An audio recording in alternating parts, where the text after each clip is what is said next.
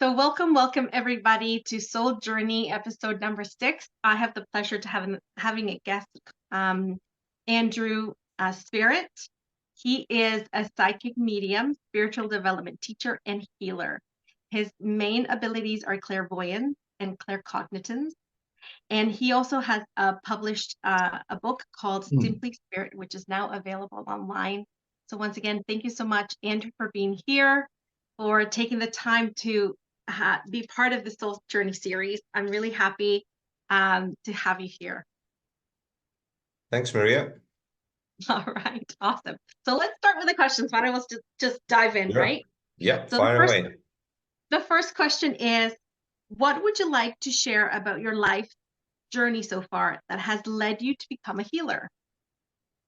Okay, so this was definitely not something I would have chosen to do. But your true purpose in life will reveal itself at some point. Sooner or later, it'll come out. So I learned really slowly and after a lot of resistance that surrendering and doing things you love without having conditions attached is the best way to true happiness. So the guidance and intuitive signs are often so subtle, and it's so important to be still enough and quiet enough to hear and feel these prompts, because we're so distracted in the 3D world, the physical environment.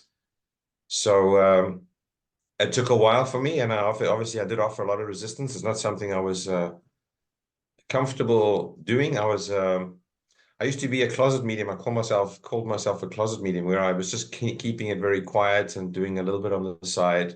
So it was uncomfortable in the beginning. Yeah, I hear you. It's that awakening journey where it's funny because you come out of the spiritual closet, and for me too, it took me a couple of years to kind of put myself out there and go, "Hey, these are my abilities," right? So I understand that for sure. So, question number 2 is, have you discovered your life purpose? And if you have, how did that occur? I have. So the way I figured it out was through meditating, self-reflecting, and also consulting with other healers and psychics. When it comes to my own stuff, just like any other, whether you're a healer or medium or not, when you're personally invested in something, it makes it harder to deal with, accept, find answers, because you're attached to it in some way. So I needed some help to uncover that and get validation here, there, every once in a while. I'd need quite a number of reminders before it sank in, and I realized, okay, this is it. Basically, my purpose is a very simple one, but it's not a easy one. One of the things about my energy is it does a lot of the things I'm unaware of. So when I'm in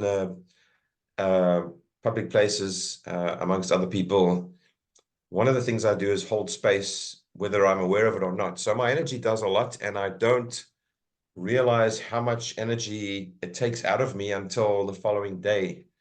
It seems to have become a bit more pronounced lately. So that's just one example. I mean, I do all kinds of things consciously, but subconsciously, my energy is doing things, working in the astral, connects with other people, and I don't always know what it's doing. I just happen to feel the effects of it maybe the following day, especially if it's a busy event, like a psychic fair. That actually happened for me on Saturday. Saturday, I was in Barhaven doing a psychic fair, and I had a very long day, both at the fair and afterwards in the evening. So the next 2 days, I was off my feet. I needed to recharge. Yeah. So, yeah. Yeah, no, I get it. And I understand, and I agree with you. Lately, I find that being out in public takes a lot more energy. Like, um, or just coming back from it, knowing that I'm going to have to rest because I'm doing this busy thing right here. So I understand that kind of exhaustion where it's the energy exhaustion where like your bones feel almost empty. You're just like, oh, so tired. Yeah. So yeah, I totally get it. Yeah. So we can definitely move to question number 3, which is, what are some of the challenges you faced during your healing journey? Okay. Feeling alone and different, self-judgment and self-criticism for being who I am or the way I am. and also having to deal with suppressed emotions. So when you awaken and you become more aware of what's going on in the bigger picture, you kind of, things present themselves more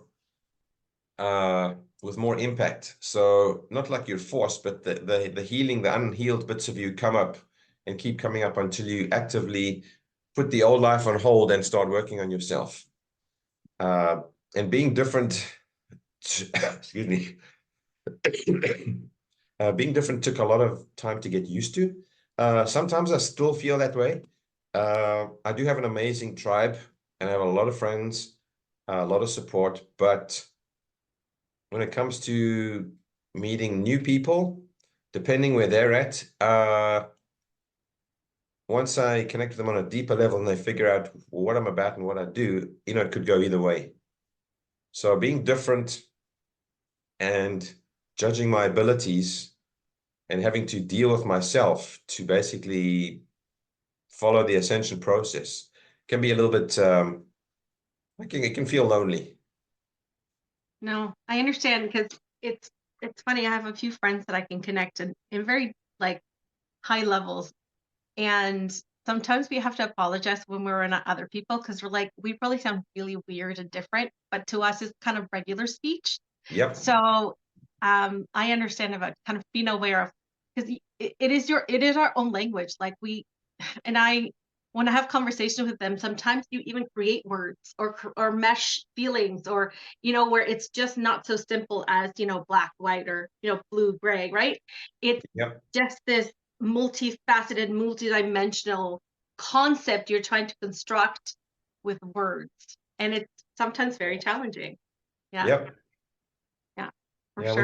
when you're in a minority group, it's it's a bit of a challenge. For sure. So question number 4 is, what is the one lesson that you have learned and share it with your with people all the time? Okay, so the first one that came to mind for me is you create your own joy or sorrow. You can't find happiness anywhere outside of yourself. Basically, all you have to do is engage in whatever it is you feel you need, whether it's love, kindness, helping or giving to others, just doing whatever gives you joy without any conditions or conditions, attachments, basically following your bliss, regardless of what the outcome is. Mhm. So happiness is something you generate and you create. It's not something you can find from anyone else or anywhere else. That's that's a good lesson. It's for sure, right? It all comes back to us. Like, it's all within you, right? Yep. So, question number 5 is, what does healing mean to you? Okay, for me, it is soul growth, releasing things that don't serve you, becoming more of your divine or higher self, and basically helping the collective to grow closer to each other. Just basically helping people, gently guiding them towards the concept of oneness. On a soul level, everybody's connected. So Mhm. for me, that's the one of the biggest reasons to heal, is to regather all the fragmented or dismembered parts of you, bring them together and help people do the same. Yeah. Yeah, definitely. Right? Because as you heal yourself, you you heal everybody, because we're all connected. Yeah, you do it for the whole. Yeah, you do it for the whole. Everything you do it for everyone. Yeah. Yeah. So that's why people, like, when people get upset about um trying to fix somebody or heal somebody or make somebody like just change, and I'm saying, like, all you have to do is change yourself, because that you will kind of affect everybody around you, because the vibration will shift enough that you know people will have to change, right? Yep. So the next question is, what do you love most about your gifts and healing talent? Uh, so this is a very short, straightforward. The help and healing it gives to other people and also myself, and being able to connect with such a variety of different personalities and energies. I like connecting with people. Um, I used to be more of an introvert, and now I flipped the other way. Now I'm the opposite. I'm more extroverted than introverted. So I love connecting with new people, new energies. And for me, it's all about the help and the healing for all of us. That's wonderful. Thank you for sharing that. And the following question is, how do your gifts and talents make you unique? So I'm not sure that they actually do. Although most people don't do what I do, more and more are awakening and becoming aware of the spirit realm and their innate intuitive abilities. So there are a lot more people that have a gift or two or are very intuitive. They just are keeping it on the down low, or they don't know who to talk to or share about it. So I feel it's gradually becoming a little bit more normal. And on a higher, deeper level, every soul is equal. We're all on the same plane. These bodies we're in are basically just like a costume that we wear for a lifetime. So I don't really consider myself as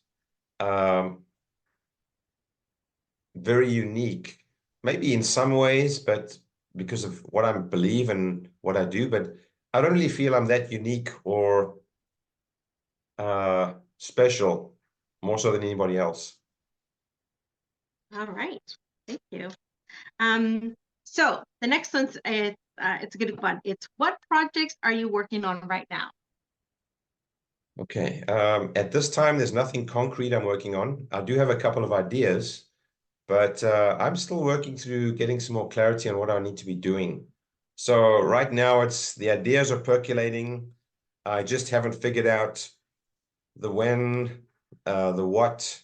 I'm just waiting for more. I don't know if I should say waiting for clarity, but I'm just wanting more clarity um, and insights to basically manifest it. So right now it's just a few ideas floating around, but I'm not really concretely working on anything that I'm ready to put out there or share. But there's always ideas, there's always something going on. So at some point, something else is going to manifest for me. Yes, I get it. I know if you're open and flowing, ideas always come. I know I have lots of just ideas all the time. Yeah, my So patience has been tested a lot for the last, I don't even know how long. So just being told or reminded to just be instead of do and just wait for the divine timing. yeah, It's been testing, but you sometimes you just got to follow spirit and surrender. yeah. I know I hear you because I mean for the last I would say for me for the last year and a bit, I've been moving, shifting and moving forward, but it's like I keep getting trust the universe, divine timing, trust the universe. I'm like, okay, but when? Like, help me out here.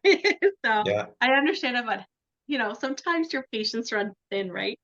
Especially, I yep, don't know about you, but for me, I can't always see my path very clearly, right? Because I'm living my life, right? yep, I can see other people's very clearly, but when it comes to me, sometimes I need some clarification. So that's where I kind of go to my people and go, help me out figuring this out. Sometimes, like you're in it, so sometimes you can't really see past your nose sometimes. yep. If So it's too close to home or it's something very personal to you, you can sometimes have a blind spot uh, or lack some clarity. And I've had that too. I still get it from time to time.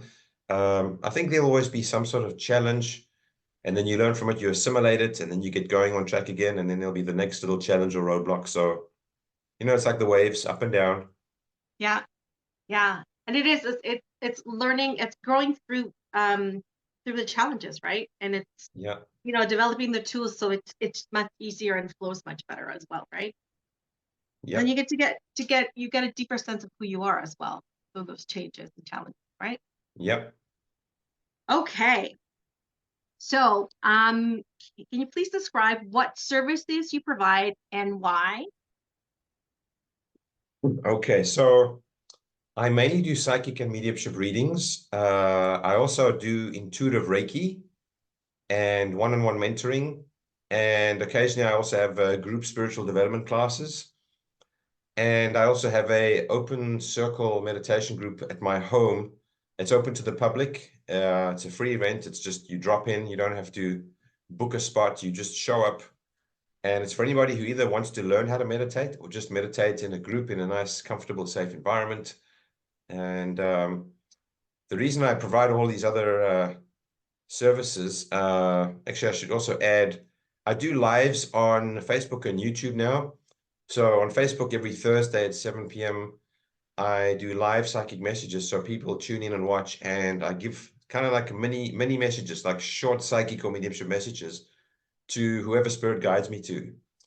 And that's one of the toughest ways for me to give messages, because all I'm seeing is a name on a news feed, and the names are moving pretty fast. Every time there's comments, the names just move. So I've got a few seconds maybe to lock in on a name, get something, and excuse me, I'm not even hearing a voice or seeing the person's image or face.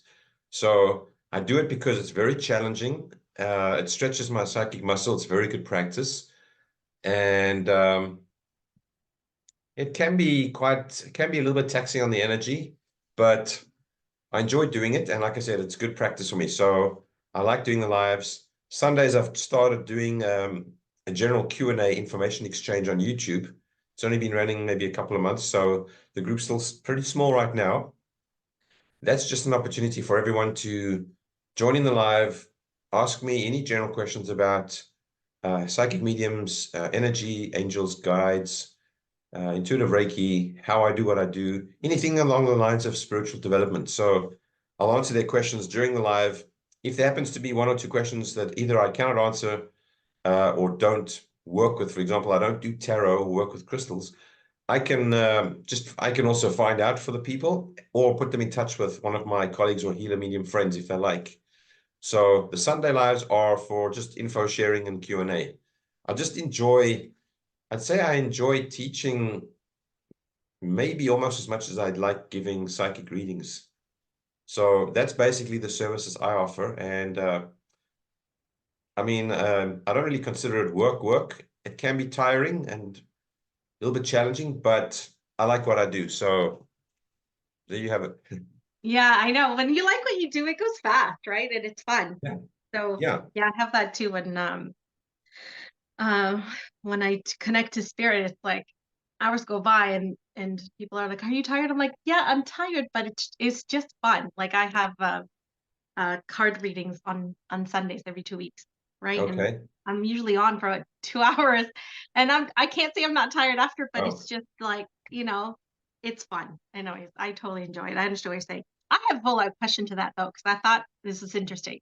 So when you're doing your lives on Sunday, on Thursday on Facebook, and you say that you pick a person because of their name or you're called to pick that person, are you connecting to your spirit guides and they're telling you information about that person, or are um, their spirit guides connecting to you?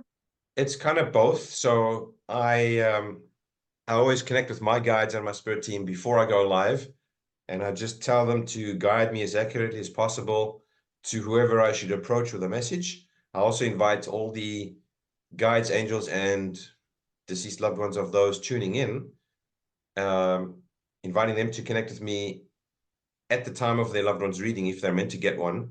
So I kind of use both. So I let spirit guide me to random people. I don't get to pick and choose, unfortunately. I'd love to do that though. I would love that. But because some of the questions I see, some of the people are, some of them can be really in dire straits or in a bind and they need an answer today. And I'd think to myself, I'd say, Spirit, I'd love to answer that one or help them out. And sometimes divine order says, nope, you're not going there. So I have to obey. I don't, Spirit just doesn't give me whatever I want from them or tell me whatever information I'm asking. They guide me. I connect with the person. Sometimes I'll get the info from their guides or angels, or sometimes departed loved ones.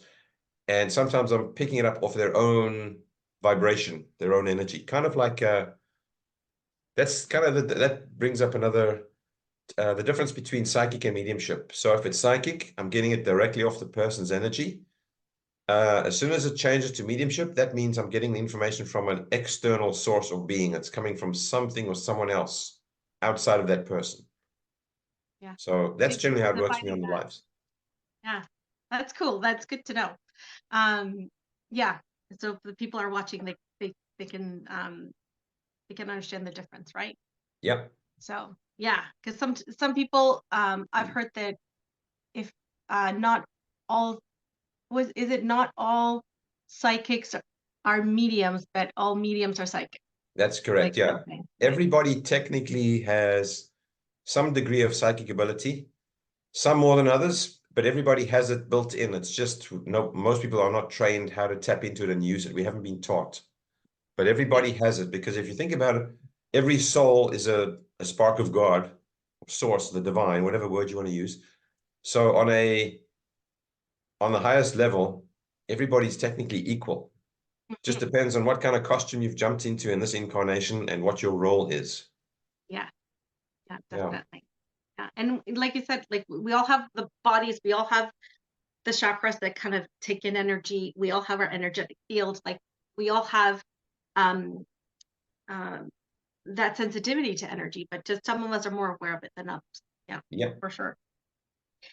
So, the last but not least, the last question is, where can people find you, and how can they get a hold of you? Okay. So first off, I have a website, and my website name is mediumblessings.weebly.com. It's Weebly, WEEBLY.com. And I live in Brockville, Eastern Ontario. It's a small city on the St. Lawrence River. I'm also on Facebook, and my Facebook page name is Medium Blessings dash Andrew Spirit, and there's a space between the dash. Um, Sometimes the reason I'm mentioning that is sometimes I've had my profile duplicated or copied, and someone's pretending to be me. It Hmm. happens, and they might message people, which I never do. I never approach people directly telling them I have anything to offer them. I leave that up to people to connect with me if they choose. But sometimes, there are scammers out there and trolls. Sometimes they do copy profiles and try to solicit from people. Uh, I try to block where possible, and a lot of my followers do the same. But basically, so Medium Blessings dash Andrew Spirit is my Facebook page, and the exact same name for my YouTube page as well. Both are Medium Blessings space Andrew Spirit. So you're welcome to get hold of me either through Facebook Messenger or email me. My email is mediumblessings@gmail.com. And if you're interested in my getting a copy of my book, they are available online. They're on Amazon and Balboa Press. I also keep copies with me in Eastern Ontario and Brockville.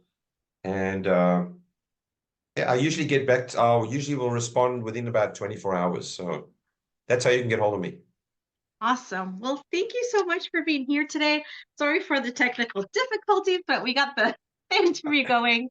Anything else you would like to share? Any last message that you would like to kind of leave us with before we Uh, stop?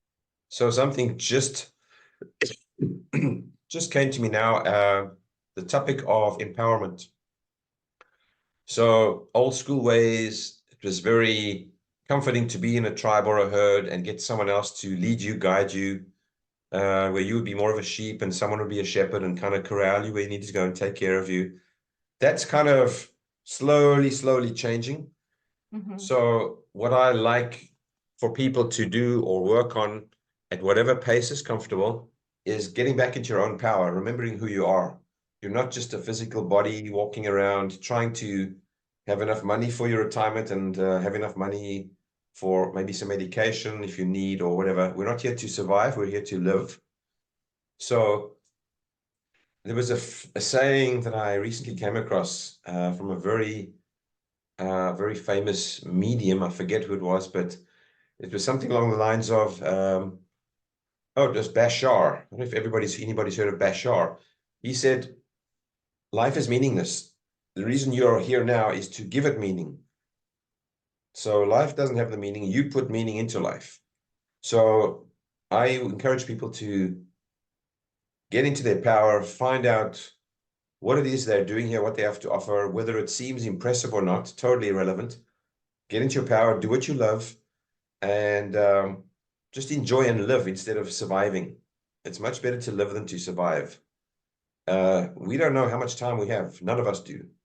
So there's another saying by I think it's the Buddha. Or maybe it's the Dalai Lama. I'm not sure. If not now, when? So Right. it's like, get on it now. Don't wait till you retire, or don't worry about, trying to line everything up, because you can do your best to try and project where your future's going, but you don't really know what's going to happen. Yep. So just live and be in the moment as much as you can. You'll never reach the future. You never get there because it doesn't really exist. You only have now. So be the best you can be in the now and come into your power. Start living and enjoying. That's an excellent message. Thank you so much, Andrew, for being here.